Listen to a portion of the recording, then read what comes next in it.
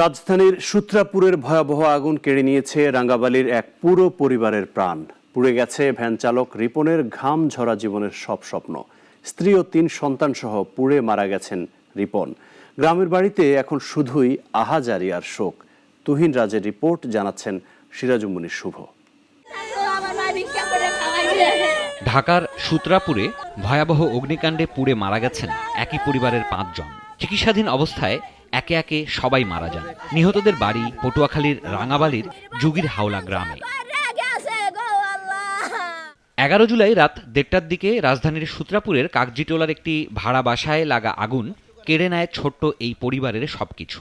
আগুন লাগার সময় ঘুমন্ত অবস্থায় দগ্ধ হন ভ্যান চালক রিপন পেদা, তার স্ত্রী চাঁদনি, 2 ছেলে তামিম, রোকন এবং 1.5 বছরের মেয়ে আয়েশা।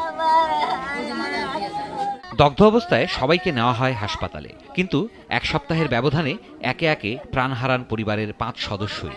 মর্মান্তিক দুর্ঘটনার কোনো হদিস পাই না, কি জন্য হয়েছে, কি কারণে হয়েছে, কোন কারণে এই মানুষটা মারা গেল, এটার কোনো তথ্য পাইলাম না।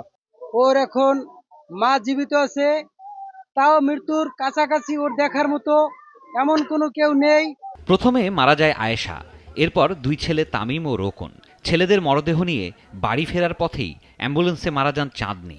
সবশেষ শুক্রবার চিকিৎসাধীন অবস্থায় মারা যান রিপন পেদা। পরিবার কেউ নাই বাবা, ওই একজন আছে, কেউ নাই, সবই আমার ধ্বংস, সবই আমার কেয়ামত, আমার কপালে কেয়ামত, সব আমার কপালে কেয়ামত। আল্লাহ আসলে এটা একটা দুঃখজনক ঘটনা আমাদের এই যুগীবাসীর জন্য, মানে সবার কাছে শোকের ছায়ার মতো।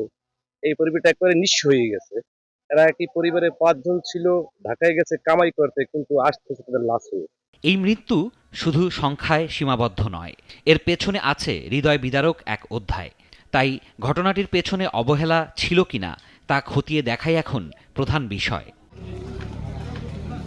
সিরাজুম মনির শুভ, নাগরিক।